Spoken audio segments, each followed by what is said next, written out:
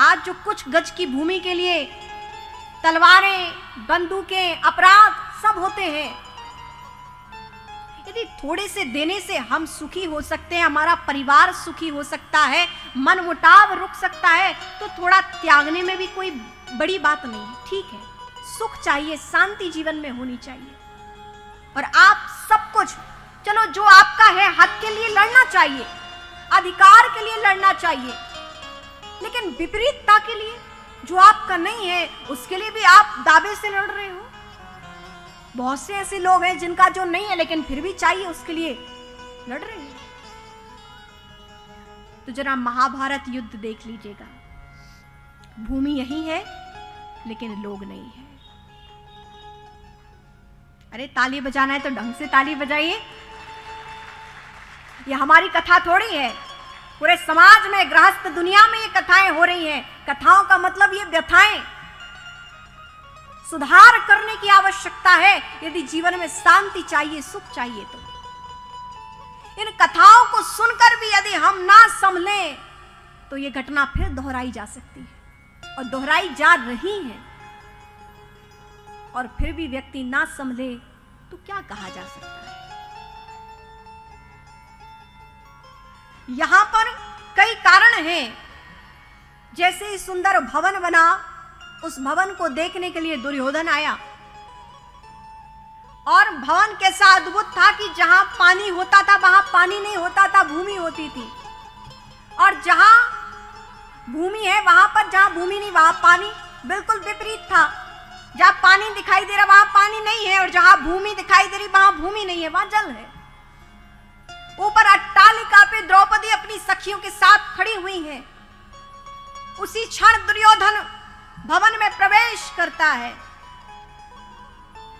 और द्रौपदी हंसती हुई, जो ही दुर्योधन प्रवेश किया, दुर्योधन को नहीं पता था कि यह भवन इतना अद्भुत है कि जहां भूमि होगी वहां जल है। उसने अपना रफ्तार में चलता गया और ज्यों ही चला आगे, भूमि पर पांव रखा लेकिन भूमि नहीं थी, जल थी, जाके जल में गिर पड़ा। अट्टालिका पर, ऊपर अटारी पर खड़ी हुई द्रौपदी हंसने लगी और कह दिया, मुख से निकल गया, अंधे का पुत्र अंधा। और इसी से दुर्योधन के मन में इस भाव से भी कुभाव उत्पन्न हो गया। आपको निवेदन करूं कि आपकी भावना भले ही बुरी ना हो, कि आप किसी को कष्ट नहीं पहुंचाना चाहते हैं, आपके मन में ऐसी भावना नहीं है, लेकिन फिर भी आपकी वाणी को आपको संभालना चाहिए। आदत बुरी सुधार लो, बस हो गया भजन, और वाणी का स्वर संभाल लो, बस हो गया। आदत बुरी सुधार लो, आदत बुरी सुधार, बस हो गया भजन। आदत बुरी सुधार लो, बस हो गया भजन। वाणी का स्वर संभाल लो, बस हो गया भजन। वाणी का स्वर संभाल लो, बस हो गया भजन। वाणी का स्वर संभाल लो, वाणी का स्वर संभाल लो, बस हो गया भजन।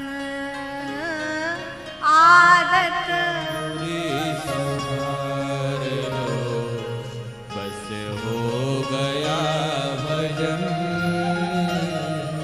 यदि आपने वाणी का स्वर संभाल कर बोला तो कई तो मुश्किलें आपकी इसी से हल हो जाएंगी।